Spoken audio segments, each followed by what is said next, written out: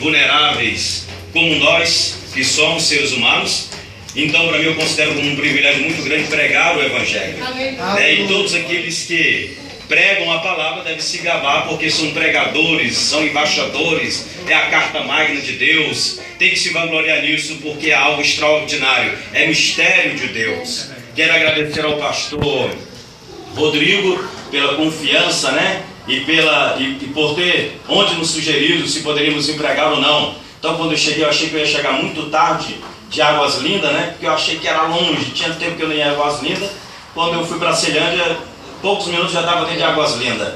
E quando retornei, liguei para ele: olha, o convite está de pé? Não, tá, pode vir. E é por isso que estamos aqui nessa noite. Agradeço ao pastor, que Deus abençoe ele e toda a sua igreja, e a todos os obreiros, que Deus abençoe nessa noite. Amém? Hoje é culto da família, mas como eu não tinha nenhuma temática e não sabia também que o culto era da família, vou deixar apenas um texto dos quais os irmãos já conhecem, que é Atos dos Apóstolos, capítulo de número 16, verso de número 30. Todo mundo já sabe, né? Crer no Senhor Jesus Cristo e será salvo tu e toda a tua casa. A família, ela é a base da sociedade em que vivemos. Se a família estiver desestruturada, moralmente o mundo estará em desequilíbrio, não só moral, mas também espiritual. Deixa esse versículo para a reflexão dos irmãos. Glória a Deus. Queridos irmãos, propus no meu coração pregar sobre Atos dos Apóstolos, capítulo de número 2, e rever alguns conceitos nestes versículos em que nós lemos nessa noite, e fazer uma autoanálise, um retrospecto, um introspecto, como cristão que nós somos, para saber se nós precisamos nos enquadrar ou se estamos enquadrados dentro daquilo que está contido nesse texto. Nós sabemos que o livro de Atos dos Apóstolos foi escrito pelo doutor Lucas, o médico amado. Ele escreve o primeiro tratado, do qual recebe o seu próprio nome, chamado Lucas.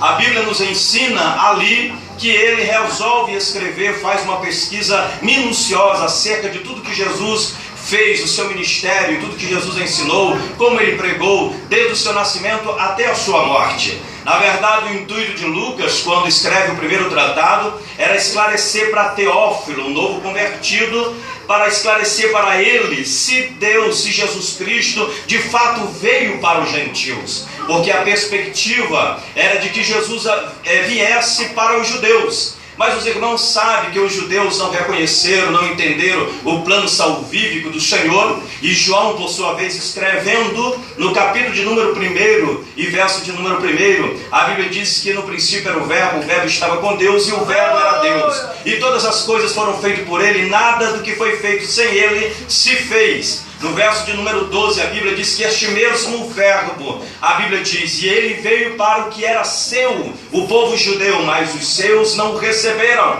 Mas a todos quanto receberam, Deus lhes deu autoridade e poder de se tornarem filhos de Deus, a saber, os que creem no seu nome. Portanto, nós fomos constituídos filho de Deus. E em todo o tratado do livro de Lucas, ele revela, ele esclarece para Teófilo que Jesus de fato veio não só para os judeus, mas ele veio para os gentios. E é tanto que no livro de Lucas, Lucas se preocupa em mostrar a obra salvadora de Jesus na vida do povo gentil. Nós vemos que a mulher sirofirícia, ela vai em busca de um milagre, porque a sua filha estava horrivelmente endemoniada, e Jesus dá atenção, Jesus realiza um milagre para aquela mulher. Uma outra personagem aparece no cenário do ministério de Jesus, que é o centurião de Cafarnaum. A Bíblia mostra a mulher samaritana, que no poço de Jacó, quando João registra esse fato, mostra que uma mulher que não tinha nada com a cultura judaica se converte, e ele faz um entrelaçado de passagens bíblicas acerca do que Jesus veio fazer e da salvação imposta sobre os gentios. No livro de Lucas, ali nós vemos um Jesus cosmopolita, que ele não se prende a pregar simplesmente para os judeus, ele vai em todas as cidades adjacentes de Jerusalém, entra nos territórios da Judéia, de Samaria, território assírio, e mostra que de fato Jesus veio sim para o povo gentil. De repente, agora ele realiza escrever um novo tratado, que é o livro de Atos, onde está escrito em apreço o título desse livro, Atos dos Apóstolos. E a própria teologia, alguns comentaristas sugerem que esse livro não deveria ser chamado de Atos dos Apóstolos, mas os Atos do Espírito Santo sobre a vida dos apóstolos. Por quê? Porque o Espírito, ele se manifesta de forma contundente, forma e bem visível em todas as páginas do livro de Atos dos Apóstolos. E ele inicia o seu livro dizendo: eu fiz o primeiro tratado ao Teófilo acerca das coisas que Jesus começou não só a fazer, mas também a ensinar, até um dia em que foi recebido no céu, depois de ter dado mandamentos aos seus santos apóstolos, aos quais também, depois de ter padecido, apresentou-se vivo perante ele por um espaço de 40 dias, com prova infalíveis da sua existência. E a Bíblia diz que, estando com ele, determinou que não se ausentasse de Jerusalém, mas pelo contrário, permanecesse lá e esperasse a promessa do Pai que de mim ouvistes. E ele diz: olha, João, na verdade, vos batizou com água, mas eu vos batizarei com o Espírito Santo e com fogo, não muito depois destes dias. No versículo 8 do primeiro capítulo ele diz: mas recebereis a virtude do Espírito Santo que descerá sobre vós, e sereis minhas testemunhas, tanto em Jerusalém como na Judeia, Samaria e até os confins da terra. E quando Jesus estava falando isso, a Bíblia diz que uma nuvem envolve Jesus e vai o elevando para as alturas, e os discípulos olhando, e eu imagino que o coração dos discípulos estava entristecido, e quem sabe alguns imaginavam no seu subconsciente: o nosso mestre está indo. Mas graças a Deus que aparecem alguns anjos perante os discípulos para o confortar e aliviar da dor que eles estavam, quem sabe, naquele momento sentindo. E os anjos diz àqueles apóstolos: varões galileus, porque estáis olhando com seus olhos fitos a este Jesus que está vendo subir? Fique tranquilo, ele voltará da mesma forma do que vocês o viste para o céu subir. E naquele momento os discípulos é confortado pelos anjos. E aí os discípulos então atentam para as palavras de Jesus, desce para o cenáculo. E o que eles vão fazer no cenáculo? Brincar no WhatsApp, olhar Facebook, conversar ou lançar conversas paralelas, pôr conversa em dia no tabernáculo? Não, pelo contrário, a Bíblia diz que eles foram orar, eles foram esperar a promessa do Pai. Qual era a promessa do Pai? Deus haveria de derramar de forma copiosa sobre eles o Espírito Santo. E aqui eu abro um parênteses para os irmãos: todos que desejam receber a promessa de Deus, aonde é o melhor lugar para se receber a promessa? Aos pés do Senhor, orando confiadamente que Deus cumprirá a sua promessa. Sabe por quê, irmão? Porque tudo aquilo que Deus fala, Ele cumpre. A Bíblia diz no livro de Jeremias, capítulo de número 1, verso de número 11 e 12, Deus fala com o profeta Jeremias dizendo: Jeremias, o que vês? Jeremias parece que não estava entendendo a visão do Senhor, a palavra e a pergunta do Senhor. Por 3 vezes Deus pergunta a Jeremias: o que vês, Jeremias? Jeremias compreende e diz: Senhor, eu vejo um pé de amendoeira. Deus responde no versículo de número 12 do capítulo 1 de Jeremias: vistes bem, Jeremias, porque eu velo pela minha palavra para fazer cumprir. Deus é fiel naquilo que Ele promete. A Bíblia diz que Deus não é homem para que minta, e nem filho do homem para que se arrependa. Deus, o que Ele promete, Ele vai cumprir fielmente a sua palavra. E se Deus já havia falado para o povo: desça para o cenáculo, espere a promessa, Deus haveria de cumprir a promessa sobre o seu povo, porque a própria Bíblia diz que a terra e os céus passarão, mas as minhas palavras jamais hão de passar. Sabe por quê? Porque Deus falou, e o que Deus fala, Ele cumpre sobre o seu povo. E a Bíblia diz que eles esperaram a promessa. E aí de repente a Bíblia diz, no capítulo de número 2, ao cumprir-se o dia de Pentecostes, estavam todos reunidos no mesmo lugar. E a Bíblia diz que de repente veio do céu um som veemente e impetuoso que encheu toda a casa aonde eles estavam assentados, e foram vistos línguas repartidas como que de fogo, as quais pousaram sobre cada um deles, e todos foram cheios do Espírito Santo e começaram a falar em outras línguas línguas, conforme o Espírito Santo concedia que eles falassem. Mas deixa eu falar algo para os irmãos. Em Israel havia 3 festas principais. Eram as festas solenidades em Israel. Eram as festas mais importantes entre o povo. Existiam várias delas, mas quero destacar 3 que está no livro de Levítico. É a festa do tabernáculo, a festa do Pentecostes e a festa da Páscoa. A festa da Páscoa era uma comemoração que o povo de Israel fazia para relembrar como Deus, de mão forte e braço estendido, havia tirado do Egito e levado para o deserto de Sinai. E muito mais, quando eles celebravam a festa da Páscoa, eles relembravam como Deus os protegeu do anjo da morte.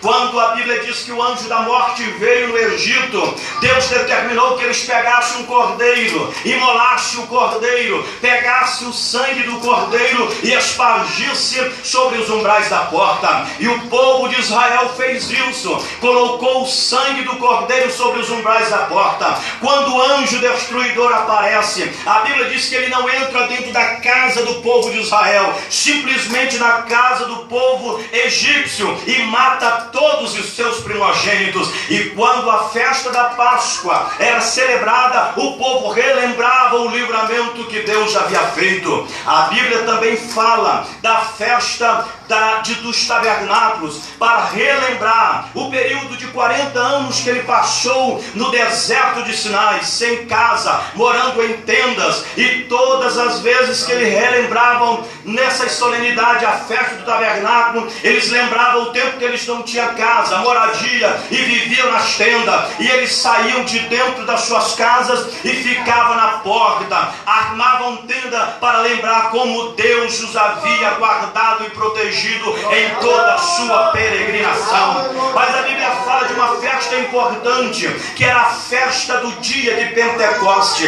Era a festa que era realizada, era chamada também de 50º, de 51 dias era o dia dessa festa. Porém, era nessa festa que eles relembravam todos os estatutos que Deus havia dado para o povo, as leis, os mandamentos. Assim eles celebravam as festas anuais. Mas deixa eu te falar algo interessante.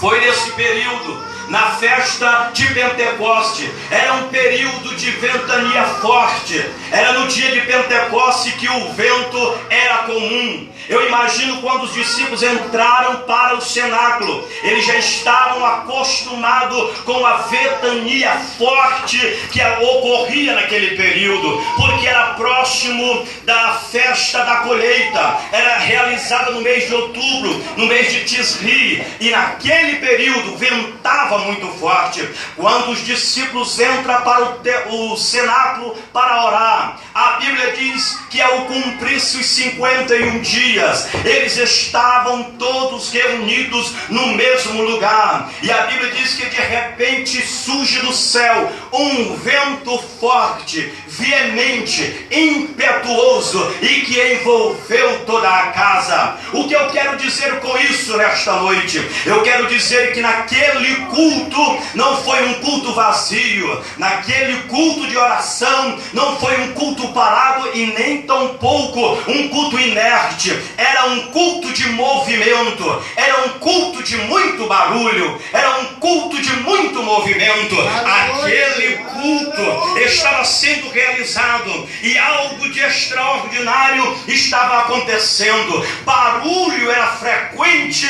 naquele ambiente. E o que eu quero dizer com isso nesses dias? Ora, irmãos, nós somos crentes assembleanos. Eu me converti no ano de 1992 e todas as vezes que eu fazia parte do culto, o culto era um culto barulhento, era um culto pentecostal. A igreja Assembleia de Deus era conhecida pelo barulho que ela produzia. Discute o que eu tenho a dizer para você nesta noite. Eu me converti primeiramente numa igreja chamada Congregação Igreja Cristã Evangélica, e eu fui impulsionado a ir à igreja Assembleia de Deus. Mas por que eu fui levado à Assembleia de Deus? Porque um dia o irmão me chamou para ir para essa igreja, e a primeira coisa que eu disse para esse irmão foi o seguinte: eu não quero ir para a Assembleia de Deus. E o irmão perguntou: por quê? Porque aqueles irmãos são muito barulhentos, eles oram alto, eles gritam, eles pregam alto, e eu não gosto de igreja barulhenta. Mas quando eu fui participar de um culto da Assembleia de Deus, lá na cidade de Cordó, Maranhão, eu não quis sair mais de dentro daquela igreja, porque quando eu cheguei lá, o barulho que era produzido naquela igreja não era o barulho do desordem. O barulho que eu encontrei naquela igreja não foi um barulho de pessoas que não tinham equilíbrio emocional, mas era o barulho da presença fluente do Espírito do Senhor.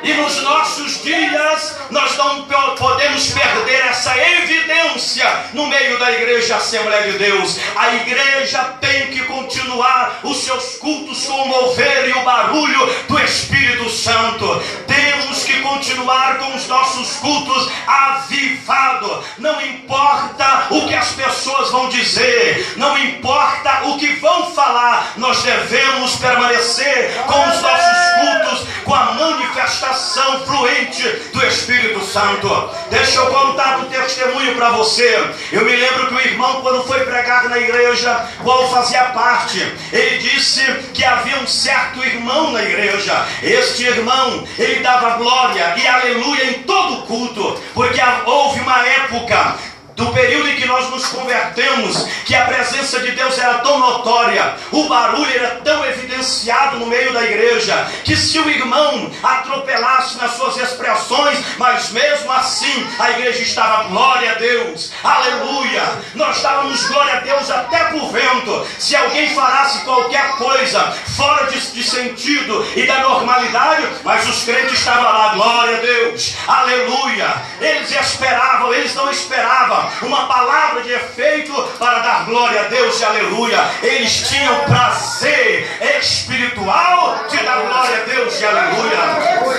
E diz que um dia o pastor da igreja convidou um certo irmão, o prefeito da cidade, para pregar, para participar do culto na igreja. Mas aí o pastor chega para esse irmãozinho que dava muito glória a Deus e aleluia, que não se comportava de maneira ética na congregação. E o pastor da igreja disse assim: olha, fulano de tal, nós convidamos o prefeito para vir à igreja, para visitar o nosso culto, mas eu quero te pedir uma coisa, em nome de Jesus, não faça barulho, se controle, não sai dando glória a Deus desconexado dentro da igreja. Você promete que você vai fazer isso? E o irmão disse: eu vou tentar me controlar, mas eu prometo ao pastor que vou fazer o possível. E aí a história diz que o prefeito da cidade chegou no culto, e o culto está no andamento. Os irmãos cantaram os hinos congregacionais, a mocidade canta os hinos,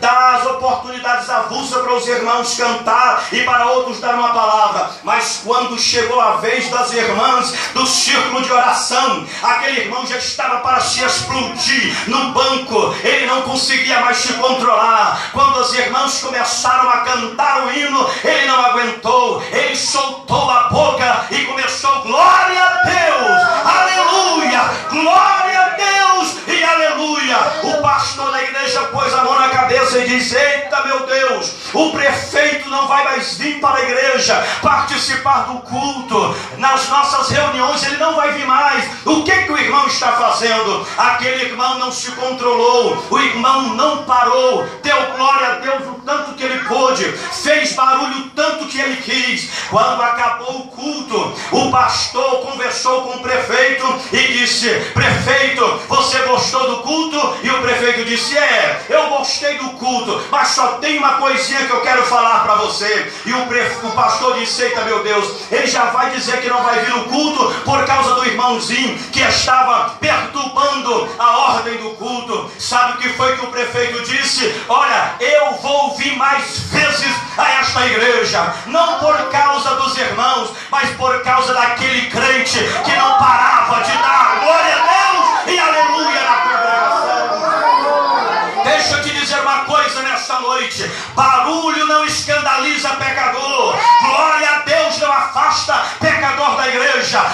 afasta pecador da igreja é o pecado, é a mentira, é a sedução carnal. Estas coisas afasta pecador da igreja, mas o barulho atrai, barulho, ele comove o coração do pecador.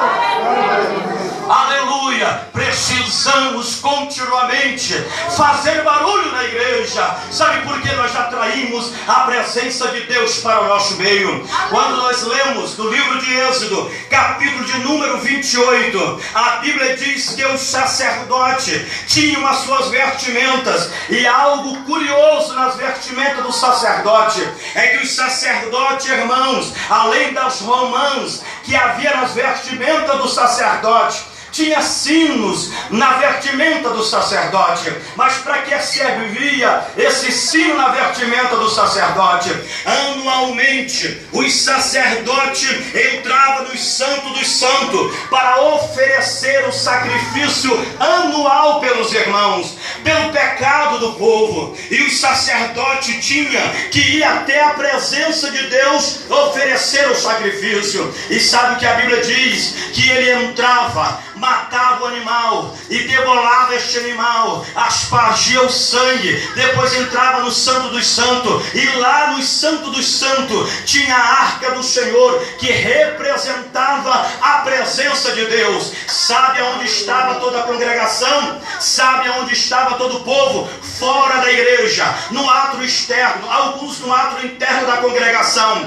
Mas escute uma coisa: todos aqueles que entravam irregularmente dentro do Santo dos Santos era fulminado diante da presença de Deus. Mas conta-se que o sacerdote, além do sino, tinha uma cordinha amarrada na sua cintura, porque se Deus matasse o sacerdote, como que um pecador iria entrar dentro do Santo do Santo para tirá-lo? Então a cordinha estava na sua cintura para puxar o sacerdote. Agora escute o que eu tenho para dizer para você. No Antigo Testamento já havia irmãos que faziam barulho na igreja quando a presença de Deus se manifestava. Escute, sabe como é que o povo de Israel sabia que o sacerdote ainda estava vivo na congregação e no Santo dos Santos? É porque enquanto ele oferecia o sacrifício, os sinos estavam balançando, fazendo barulho, e lá de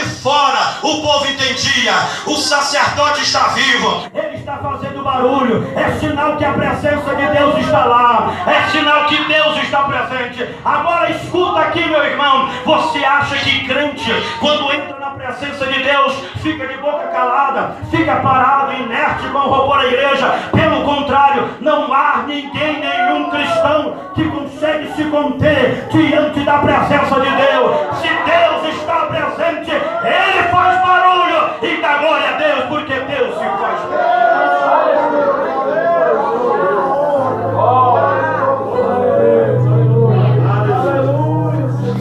Glória a Deus, aleluia. Ao cumprir-se o dia de Pentecoste, todos estavam reunidos no mesmo lugar. De repente veio do céu um som veemente e impetuoso que encheu toda a casa. E a Bíblia diz no versículo de número 3: e foram vistos por eles línguas repartidas como que de fogo, as quais pousaram sobre cada um deles. Sabe qual é uma outra característica e um sinal de uma igreja avivada? Não é apenas o barulho, mas é o fogo do Espírito Santo de Deus. Glória seja dada ao nome do Senhor. Barulho tem fogo do Espírito Santo no meio da congregação. A Bíblia diz em Levítico capítulo de número 6 e versículo de número 13: o fogo arderá com